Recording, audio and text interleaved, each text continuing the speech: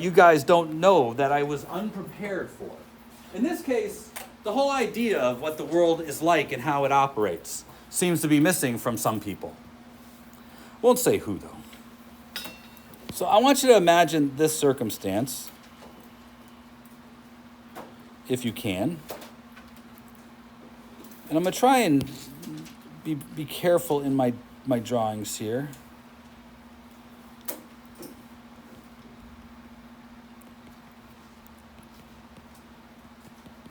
All right. So in this drawing, I have a roadway, a curving roadway. And I want you to imagine that you are in this car that's just entering this roadway. Now, as you enter the roadway, it is very likely that your tires are facing forwards, but you are about to turn them so that you can negotiate the turn. Would you agree? So as you enter into this roadway, what direction would you turn the wheel? To the left or to the right? Somebody said right. So I want to point out, as I'm looking here, and we're entering the roadway, I want to go to this side. L, this side. All right. So that would be turn the wheel counterclockwise to make the wheels make the car go to the left.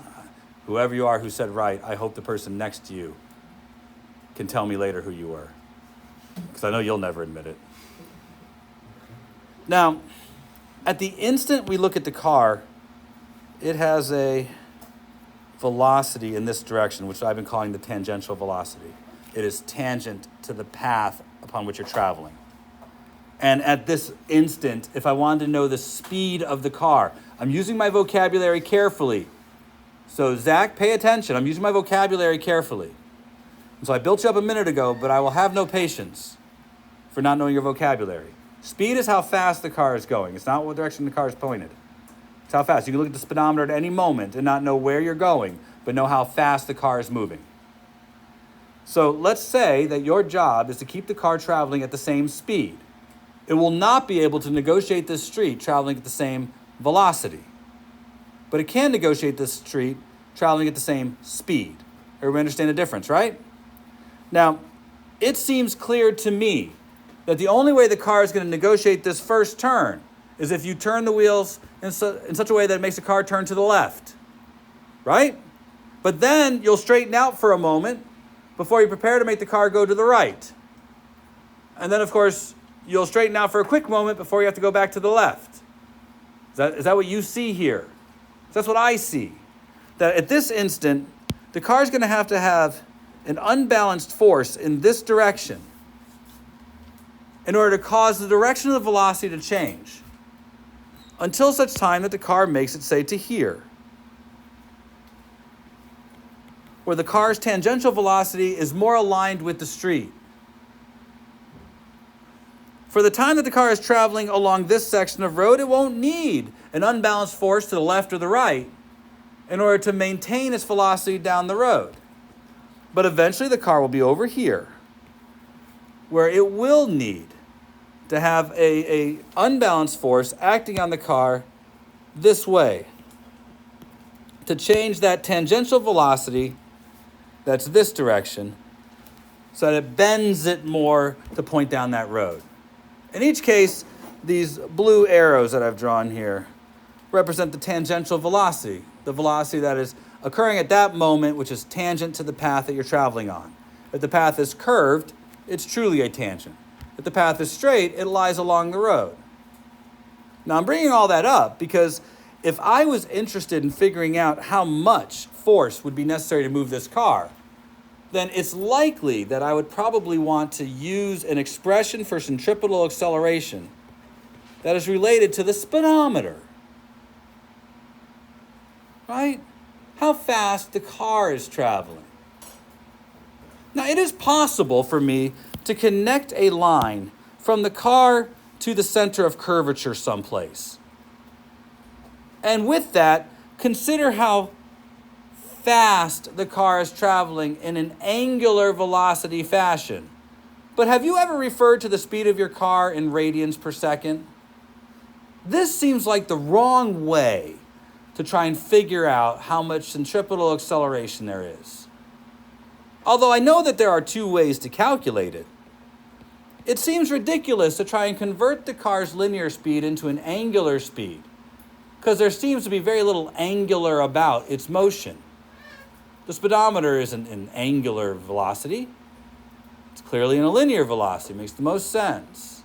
So I think I would continue to choose this method for figuring out what the centripetal acceleration is, and therefore how much force is required to turn the car.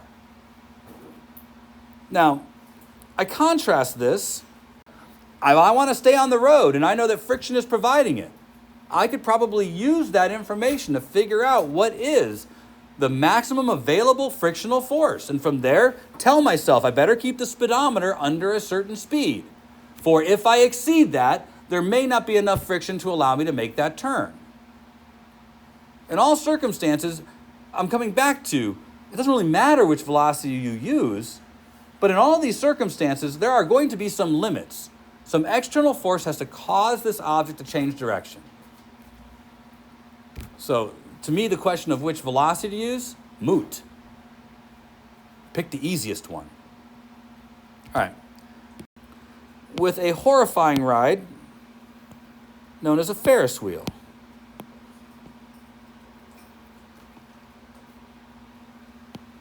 If you're on a Ferris wheel, your little buggy, the bench that you sit in, could be at any number of places while you ride along. And I'm trying to purposely kind of put it at random spots.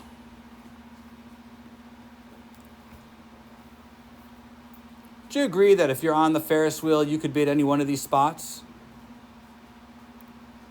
Now,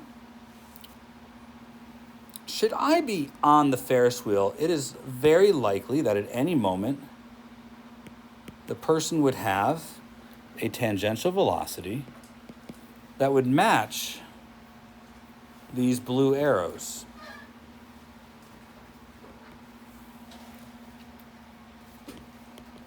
Wouldn't you agree? But the entire Ferris wheel is also spinning. Just because the person is on the edge doesn't mean that the spoke that is right here that's holding the Ferris wheel out away from the axle. I mean, there's a rivet on that spoke right here. It's also going around in a circle too, isn't it? In fact, I could argue that the spoke that's over here is also going around in a circle, and the spoke that's over here also, in fact, every piece of the Ferris wheel is going around in a circle. Now, if I wanted to talk about the speed of the Ferris wheel, does meters per second make sense? I don't think the Ferris wheel is going anywhere. In fact, if I stood outside of the Ferris wheel and was watching it and wanted to figure out how fast it was going, I'd probably just time how long it takes to go around. Because it would be easy, right? You know, the car's at the bottom, and I start when it's at the bottom, and I go 1, 2, 3, 4, 5, 6, 7, 8, 9. It takes 9 seconds for the Ferris wheel to go around. That is a pretty easy to describe rotational speed. 1 rotation every 9 seconds. Now, I might ask you, what centripetal force the person on the Ferris wheel is experiencing? That's a reasonable question. Now, and I could, if given the radius of the Ferris wheel, figure out the linear velocity of the person by taking that rotational speed, finding the radius, and calculating this. But that seems an additional step when I am aware that I could do that solution once, right? Do that conversion once to create a relationship that would give me centripetal acceleration in terms of the angular speed. That seems like a plausible way to go. Right? Do you follow my statement here? I could figure out how fast the person is going first and then use this function to determine the centripetal acceleration. But I could also just make this substitution once, symbolically, and I now have a new relationship that can be applied in situations where the rotational speed of the object makes more sense. So to Zach's question, when do I use this one versus this one? Zach's question was when to use one of these versus the other. And the answer is, I don't care. Use whatever one you want. You could always find the angular velocity of the car on the road. It makes no sense to do so, but you could do it. I could always find the linear velocity of the person on the Ferris wheel. It might make slightly more sense to do that, but you don't have to. We've come up with a way of calculating centripetal acceleration based on the most likely velocity you might have at the time. More importantly, what if the problem gives you the angular velocity or gives you the linear velocity? It seems quite reasonable to use the one you were given. Yet this still required a protracted argument. I don't know why. But have I convinced the rest of you of why I think one of these might be a way to go versus the other, depending on the situation of the problem? My answer was, it depends on the situation of the problem. Which one fits the problem more reasonably well? For I don't care. You will have to figure out what the required acceleration is because there's going to have to be an unbalanced force to cause that motion. Regardless of which velocity type you have, it doesn't matter. If I want this guy to stay on the roller coaster, then there's going to be on the Ferris wheel, there's going to be some constraints on perhaps how fast I can spin the Ferris wheel. If I spin it too fast, it's plausible I'll just chuck him off the top. I think probably a careful consideration of the forces acting on them at the top of the Ferris wheel might provide me information about what the maximum speed of the Ferris wheel can be. Similar